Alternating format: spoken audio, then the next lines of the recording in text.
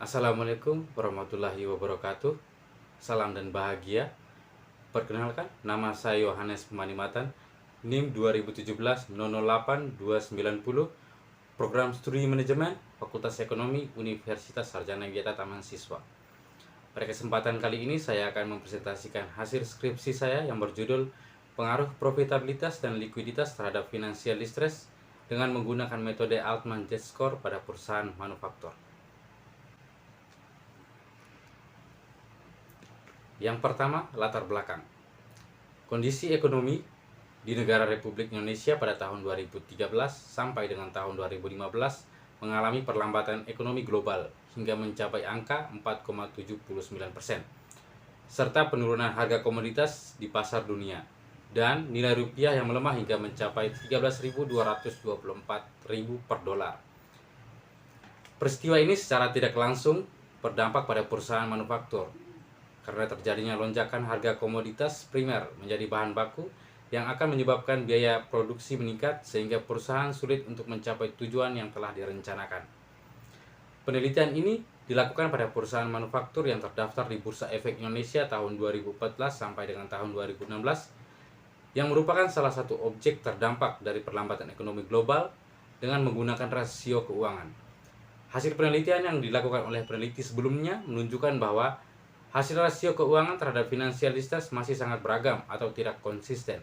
Maka peneliti tertarik untuk melakukan penelitian lebih lanjut tentang pengaruh profitabilitas dan likuiditas terhadap kondisi financial distress pada perusahaan manufaktur yang terdaftar di Bursa Efek Indonesia. Yang kedua, rumusan masalah, kerangka pemikiran, dan hipotesis. Rumusan masalah yang pertama adalah apakah profitabilitas yang diukur menggunakan current ratio dan cash ratio berpengaruh terhadap financial distress? Yang kedua, apakah likuiditas yang diukur menggunakan return on asset dan return on equity berpengaruh terhadap financial distress? Hipotesis yang pertama adalah semakin tinggi nilai current ratio, maka kondisi financial distress akan semakin rendah. Yang kedua, semakin tinggi nilai cash ratio, maka kondisi financial distress akan semakin rendah. Yang ketiga, semakin tinggi nilai return on asset, maka kondisi financial distress akan semakin rendah. Yang keempat, semakin tinggi nilai return on equity, maka kondisi financial distress akan semakin rendah. Yang berikutnya, landasan teori. Rasio likuiditas merupakan rasio yang digunakan untuk mengukur likuiditas jangka pendek perusahaan dengan melihat aset lancar perusahaan relatif terhadap kewajiban lancarnya. Menurut Harry 2015 halaman 167, current ratio merupakan rasio yang digunakan untuk mengukur kemampuan perusahaan untuk memenuhi kewajiban jangka pendeknya yang segera jatuh tempo dengan menggunakan aset lancar yang tersedia. Menurut Kashmir 2012 halaman 138, rasio kas adalah alat yang digunakan untuk mengukur sampai seberapa uang kas yang tersedia yang digunakan untuk membayar hutang. Rasio profitabilitas merupakan rasio yang digunakan untuk mengukur perusahaan dalam menghasilkan keuntungan atau profit pada tingkat penjualan, aset, dan modal saham pada waktu atau periode tertentu. Menurut Sawir 2005 halaman 18 dalam Adil F. Ramadan 2020 mengungkapkan bahwa ROA merupakan rasio yang digunakan untuk mengukur kemampuan manajemen perusahaan dalam memperoleh keuntungan atau laba secara keseluruhan. Menurut Kashmir 2012 halaman 204, hasil pengembalian ekuitas atau return on equity atau rentabilitas modal sendiri merupakan rasio untuk mengukur laba bersih sesudah pajak dengan modal sendiri. Yang berikutnya, metode penelitian. Jenis penelitian ini menggunakan metode penelitian kuantitatif. Dengan sampel yang digunakan dalam penelitian ini yakni 143 perusahaan manufaktur dari semua subsektor yang terdaftar di Bursa Efek Indonesia periode 2014 sampai 2016 dengan menggunakan metode purpose sampling.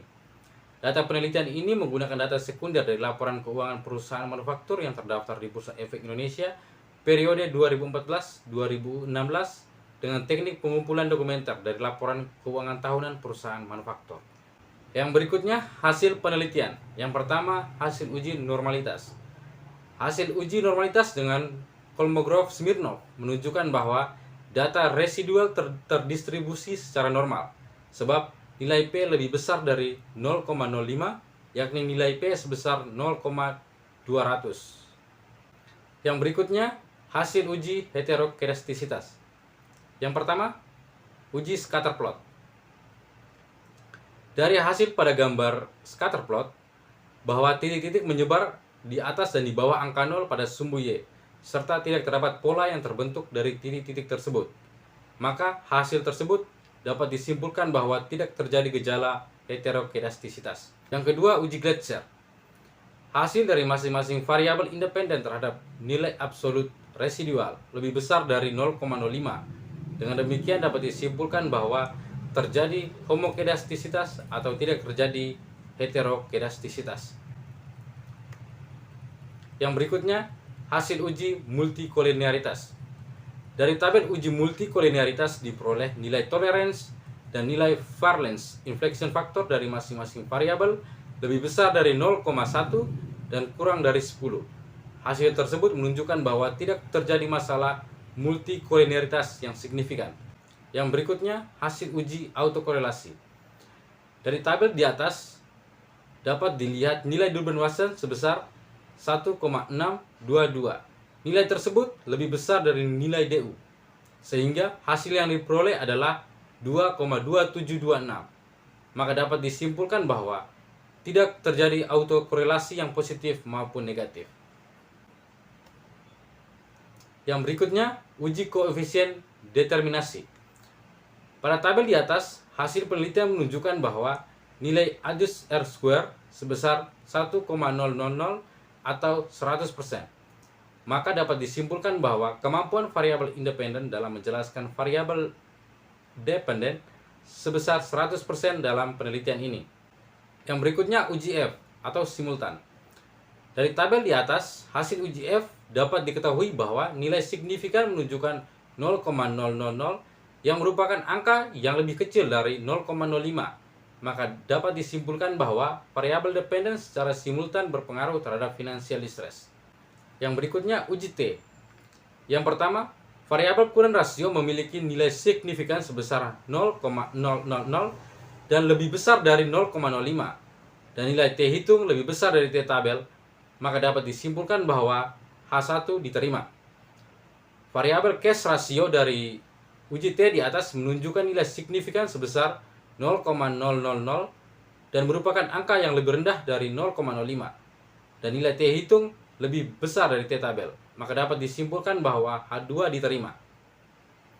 Variabel return on asset memberikan hasil uji T dengan nilai signifikan 0,000 yang merupakan angka yang berada di bawah 0,05, dan nilai T hitung lebih besar dari T tabel, maka dapat disimpulkan bahwa H3 diterima.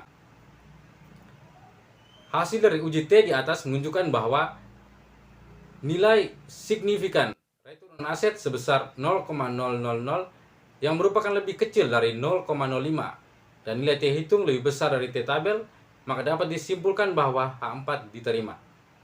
Dari penelitian ini disimpulkan bahwa semua variabel independen dalam penelitian ini berpengaruh positif dan signifikan terhadap financial distress. Maka semakin besar nilai dari masing-masing variabel independen, maka kondisi financial distress akan semakin rendah. Sekian presentasi dari saya. Assalamualaikum warahmatullahi wabarakatuh. Salam dan bahagia.